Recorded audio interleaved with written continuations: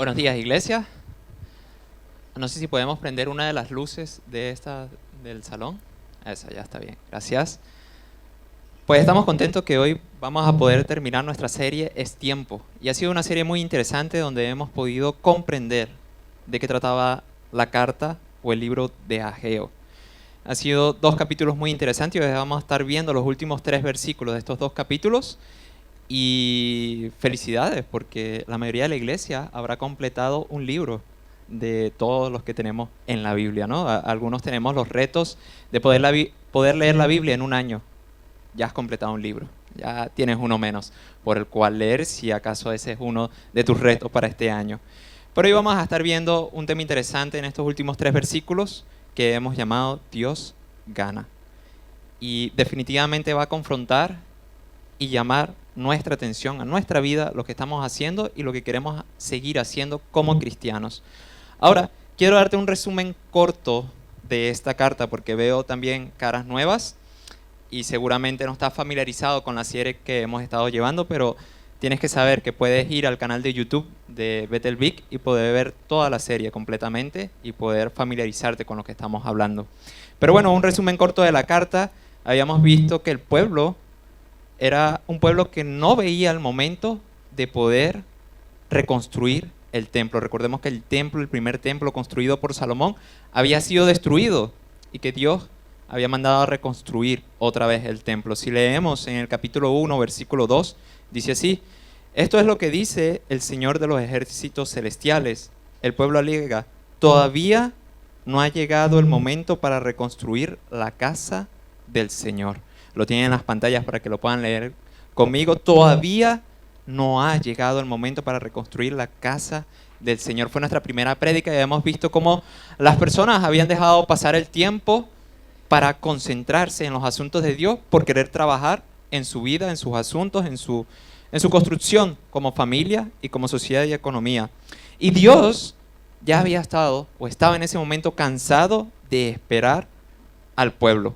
Dice el versículo 10 del capítulo 1: es por causa de ustedes que los cielos retienen el rocío y la tierra no produce cosechas.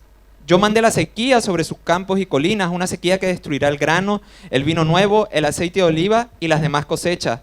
Una sequía que hará que ustedes y sus animales pasen hambre y arruinará todo aquello por lo que tanto han trabajado. Había sido una medida que Dios había utilizado en su pueblo, que estaba concentrado, obviamente, en su economía, estaba concentrado en los campos, estaba concentrado en el ganado, pero había dejado de lado a Dios.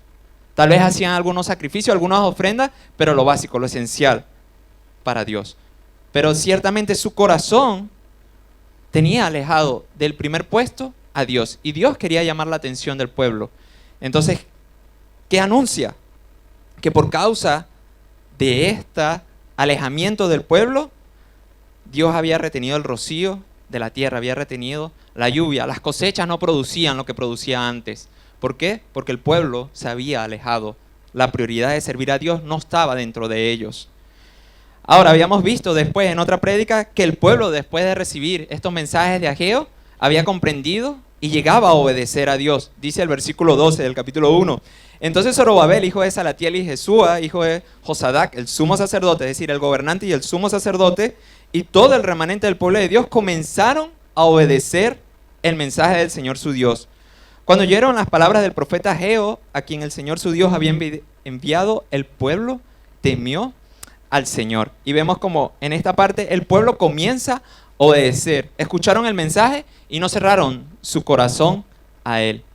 Cosa que nosotros también debemos aprender. Muchas veces cuando escuchamos mensajes de parte de nuestro Dios, suele suceder que cerramos nuestro corazón a Él en algunos momentos.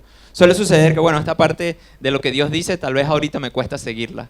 Mejor lo sigo para más adelante, mejor lo dejo para un tiempo donde pueda tener oportunidad. Vemos como el pueblo tal vez lo había hecho, pero al final decide obedecer al Señor, decide poder poner manos a la obra en la reconstrucción.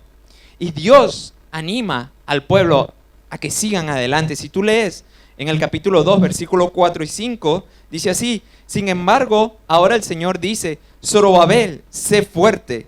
Jesúa, hijo de Josadac, sumo sacerdote, sé fuerte. Le pide fuerza tanto al gobernador de ese momento como a Jesús, que era el sumo sacerdote. Ustedes que aún quedan en la tierra, sean fuertes, ahora hablando para el pueblo.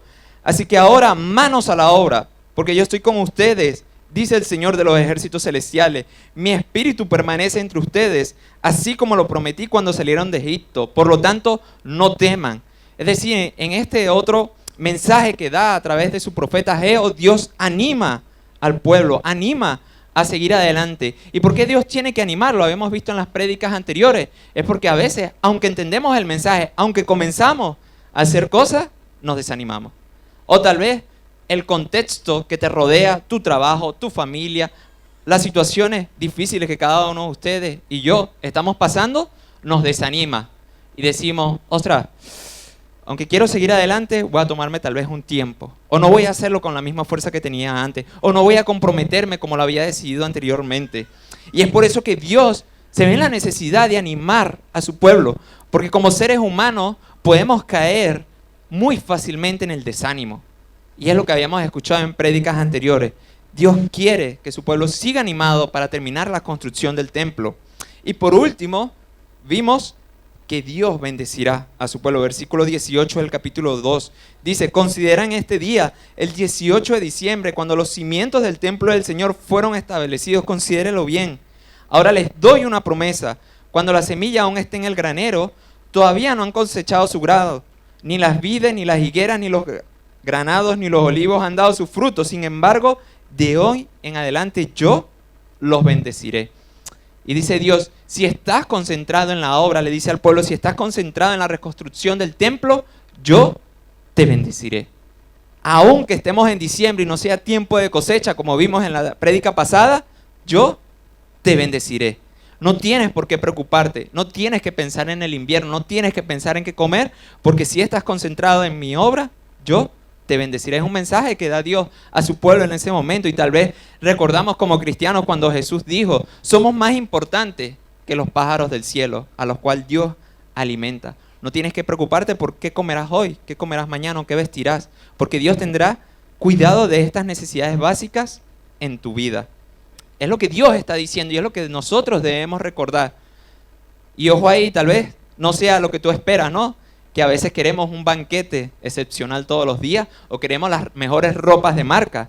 No se trata de eso, se trata de que como cristianos sabemos que Dios tiene cuidado de ti y tus necesidades básicas. ¿Por qué esto? Porque Dios quiere que lo sirvamos de todo corazón, que lo pongamos como prioridad en nuestra vida.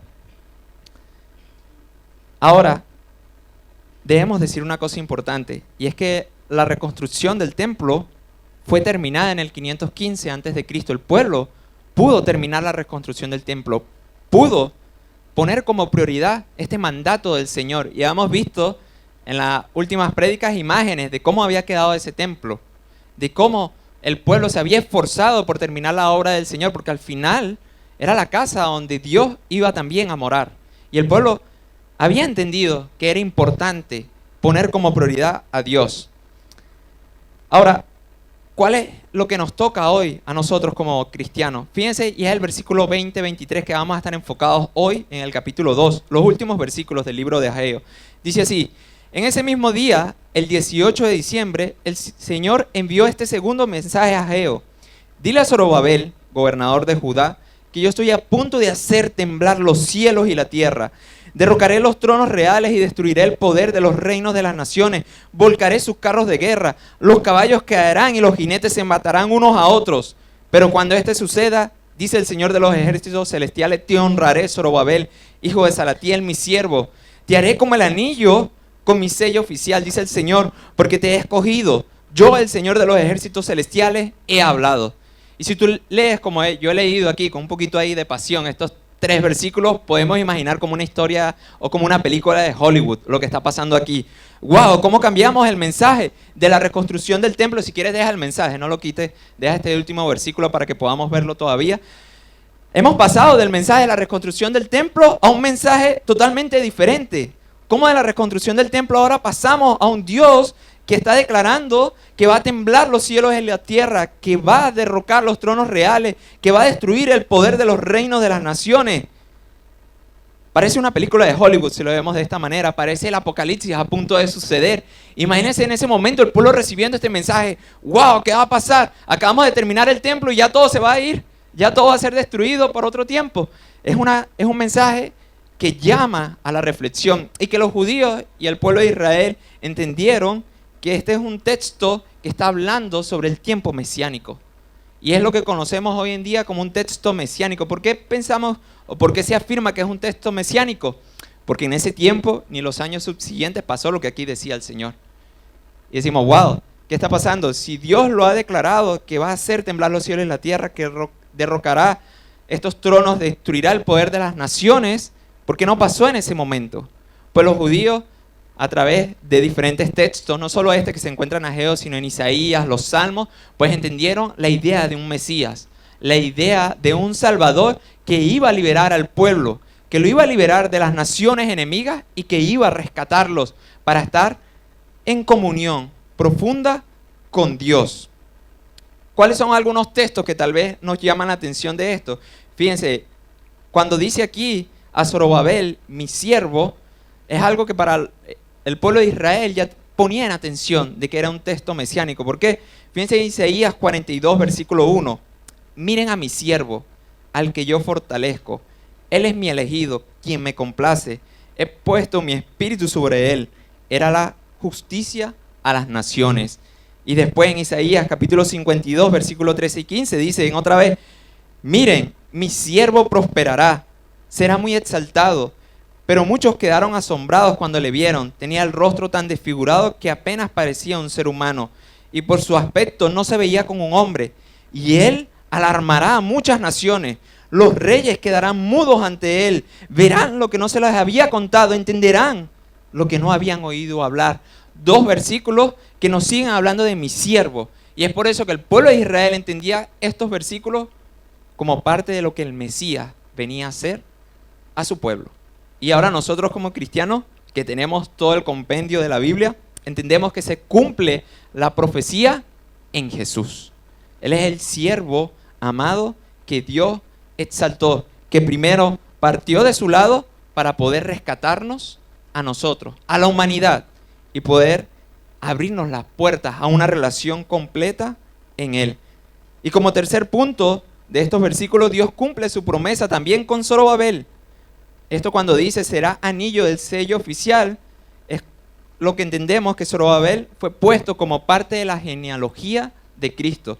Si tú lees, no lo voy a leer ahorita, pero lo puedes anotar para leerlo después. Si tú lees la genealogía que nos presenta Mateo en el versículo 12 de su capítulo 1, o Lucas en el capítulo 3, versículo 27, aparece Zorobabel como parte de la genealogía de donde desciende Cristo Jesús. Entonces, es doble cumplimiento porque el Señor cumple la profecía no solo aquí en Ageo, sino en Isaías, en los Salmos y alrededor de la Biblia a través del Mesías en Cristo, sino que también cumple su palabra en Zorobabel, al poder ponerlo como sello a través de la genealogía que se desprende de Cristo. Y si lo leemos así queda muy bonita la historia. El pueblo al final reconstruyó el templo. Dios, como últimos 3 versículos, da un mensaje a Ageo de que iba a enviar al Mesías también, de que iba a sacudir este mundo como lo conocemos. Y nos decimos, bueno, ¿y ahora qué hacemos con esto? ¿Cómo lo comemos? ¿Cómo lo digerimos? ¿Qué tiene que ver esto conmigo y mi fe? Pues, primero, lo que queremos dejar presente, que la victoria de Dios se hace presente a través de Jesús. Quiero que lean conmigo Juan capítulo 12, versículo 42. Dice así, Jesús les gritó a la multitud, si confían en mí, no confían solo en mí, sino también en Dios, quien me envió. Pues cuando me ven a mí, están viendo al que me envió. Yo he venido como una luz para brillar en este mundo de oscuridad, a fin de que todos los que pongan su confianza en mí no queden más en la oscuridad. No voy a juzgar a los que me oyen, pero no me obedecen, porque he venido para salvar al mundo y no para juzgarlo. Pero todos los que me rechazan a mí, rechazan mi mensaje, serán juzgados en el día del juicio por la verdad que yo he hablado. Yo no hablo con autoridad propia. El Padre que me envió me ha ordenado qué decir y cómo decirlo. Y sé que sus mandamientos o sus mandatos llevan a la vida eterna. Por eso digo todo lo que el Padre me indica que diga. Entonces, partimos de la idea de que Jesús ha sido enviado como Mesías y como parte de conocer a Dios realmente. Cuando tú lees el Nuevo Testamento, cuando ves las historias, conocemos realmente cómo es Dios, cómo es su carácter, cómo ama a la humanidad.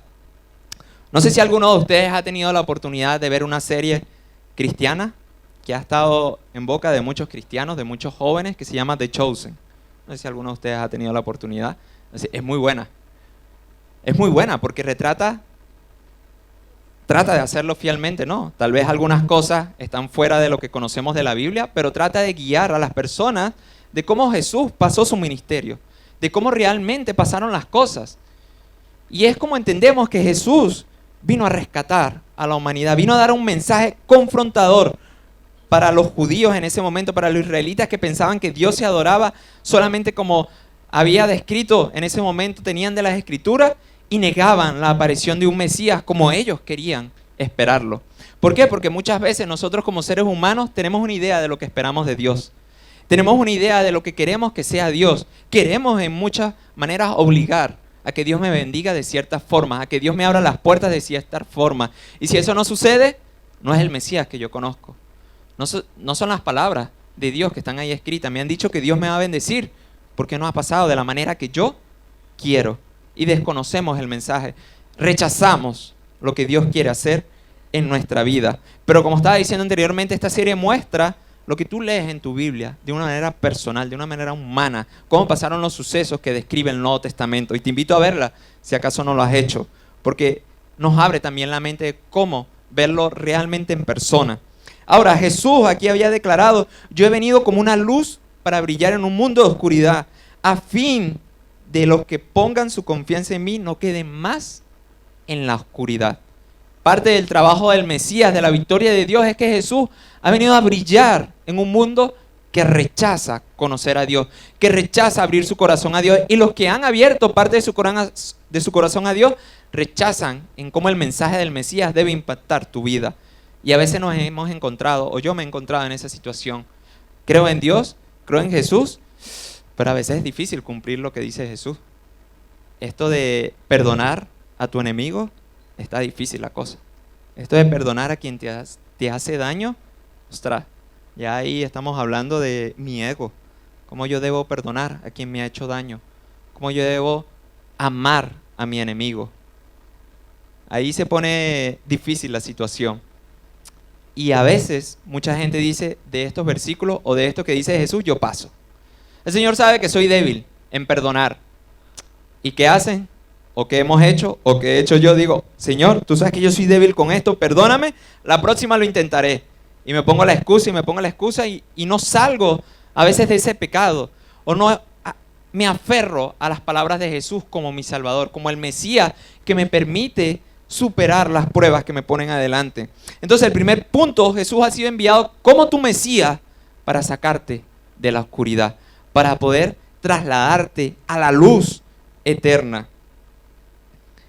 Hoy tenemos aquí, obviamente enfrente, una piscina, ¿no? No es por el verano, no es para que después, con este calor que tal vez estamos teniendo en este momento, se zambullan aquí todos. No, es porque personas han decidido dar un paso de entregar su vida completamente a Cristo Jesús. Obedecer a Cristo y comprometerse públicamente, porque estaremos todos aquí alrededor, de seguirlo, es parte de la victoria de Dios sobre el pecado de la humanidad, es parte de la victoria de Dios sobre el pueblo, es parte de la victoria de Dios sobre la vida de aquellos que han decidido seguirlo a través del bautismo. Estas personas que han decidido hoy rendir su vida completamente, es parte de lo que decía el apóstol Pablo en Romanos capítulo 6, versículos 3 y 4. ¿O acaso olvidaron que cuando fuimos unidos a Cristo Jesús en el bautismo, nos unimos a Él en su muerte? Pues hemos muerto y fuimos sepultados con Cristo mediante el bautismo. Y tal como Cristo fue levantado de los muertos por el poder glorioso del Padre, ahora nosotros también podemos vivir una vida nueva. Ahora nosotros podemos vivir una vida nueva. Las personas habían olvidado, en la carta a los Romanos, cuando el apóstol Pablo escribe, habían olvidado a veces qué significa unirnos a Cristo completamente. Qué significa dejar atrás la vana manera de vivir, como también declara la Biblia, o nuestra antigua manera de vivir. A veces podemos olvidarlo y caer en pecado, olvidar que hemos sido sepultados con Cristo y resucitados en su nombre para vivir una vida nueva. Hoy vamos a ver cómo las personas van a ser sepultadas en el agua que está aquí y van a resucitar. Así como resucitó Cristo de la muerte, ellos van a comenzar a vivir una vida nueva por su declaración pública de querer vivir eternamente con Cristo también. Y aquí públicamente ser familia de esta casa. Número 2, han comprendido que perder su vida aquí no es comparable a ganar la vida en Cristo. Déjeme decirles una cosa, cuando nosotros exponemos o nos exponemos públicamente, te estás exponiendo a que las personas te juzguen. Te estás exponiendo a que tu familia te diga qué estás haciendo. ¿Estás loco o qué? ¿Por qué hiciste eso? Porque has traicionado tal vez la fe que ha regido nuestra familia durante tantos años. Porque has traicionado la tradición con la que te criaste. Porque has hecho esa locura. Estas personas que hoy se van a bautizar están en riesgo de que eso pase en su vida. Pero ¿qué tienen en su mente?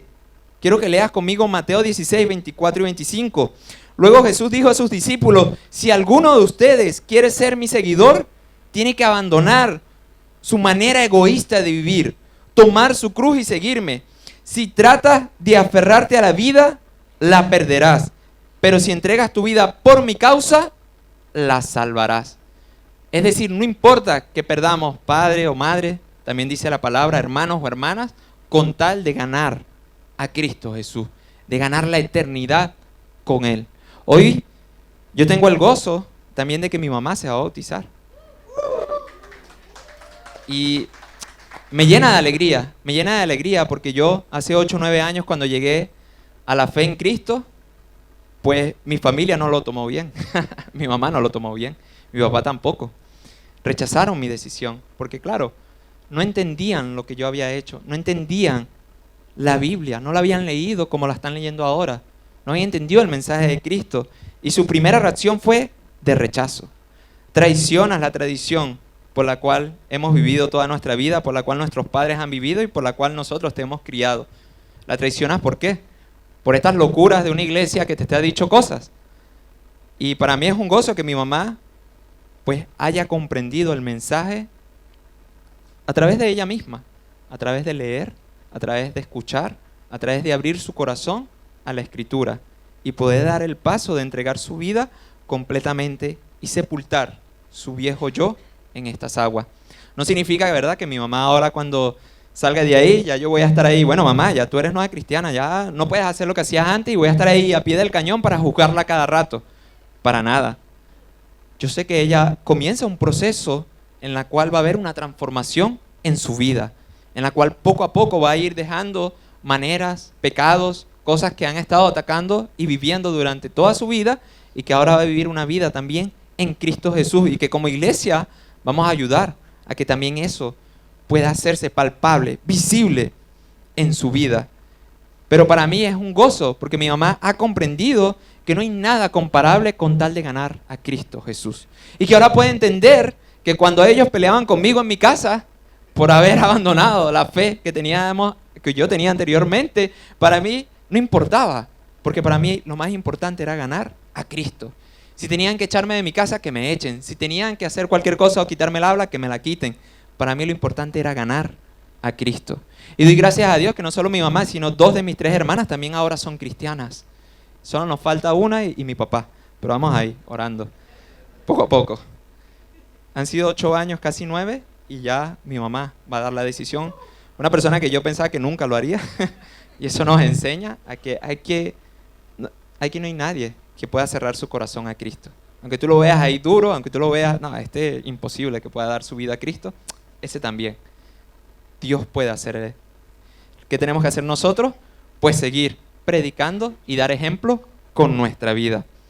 Tanto ella como los que se van a bautizar y los que lo hemos hecho, hemos entendido el mensaje de Cristo y hemos querido obedecer un mandato que Cristo mismo dio. Dice Mateo 28, versículo 18 a 20, dice así: Jesús se acercó y dijo a sus discípulos, se me ha dado toda autoridad en el cielo y en la tierra, por lo tanto vayan y hagan discípulos en todas las naciones, bautizándolos en el nombre del Padre, del Hijo y del Espíritu Santo. Enseña a los nuevos discípulos a obedecer todos los mandatos que les he dado. Y tengan por seguro esto, que estoy con ustedes siempre, hasta el fin de los tiempos.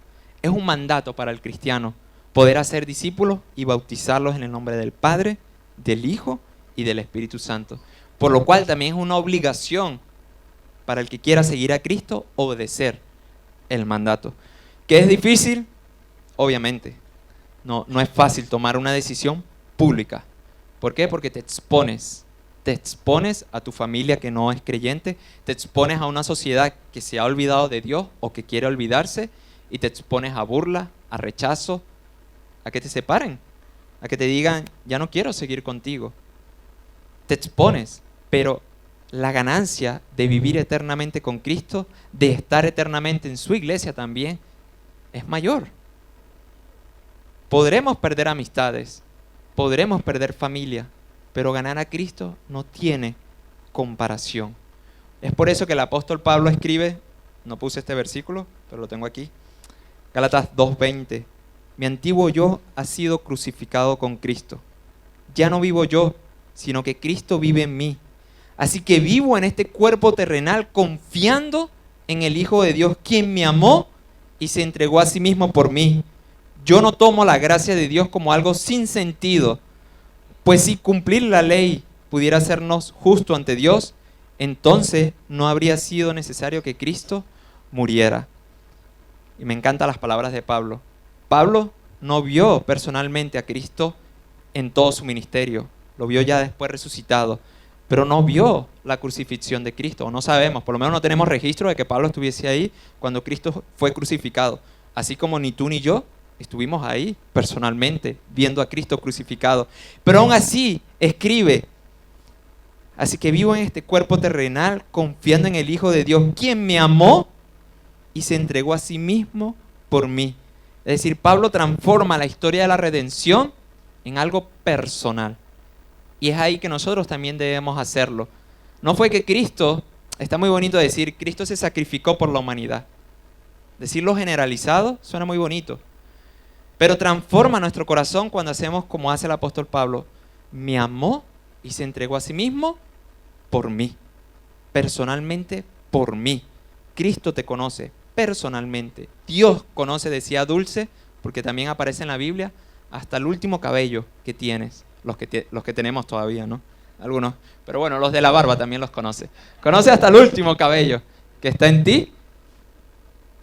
Y por ello dio la vida por ti. Para que ya no vivas en pecado. Para que estés eternamente con Él. Y una cosa que me impactó de mi mamá cuando comprendió el mensaje es que quería bautizarse rápidamente. Decía, bueno, ¿y cuándo es el bautismo? ¿Y cuándo va a ser?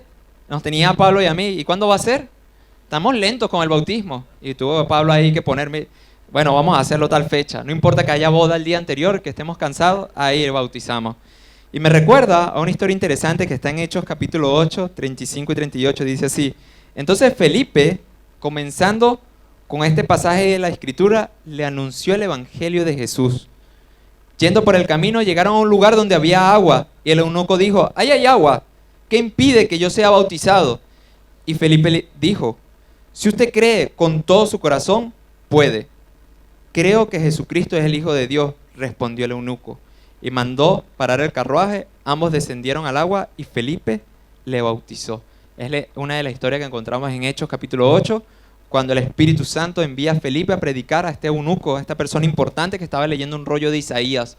Le habla del Evangelio de Cristo, le habla de cómo seguirlo, y esta persona dice, ahí mismo, pues, ¿qué tengo que hacer? Ya creo en Cristo, ¿dónde está para bautizarme también? Quiero obedecerlo ya. Yo me imagino a Felipe se quedó, ostras, ¿qué hago?